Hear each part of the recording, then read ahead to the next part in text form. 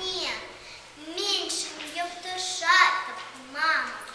що на ту айні, анчахай планеті мари, і волосір'є,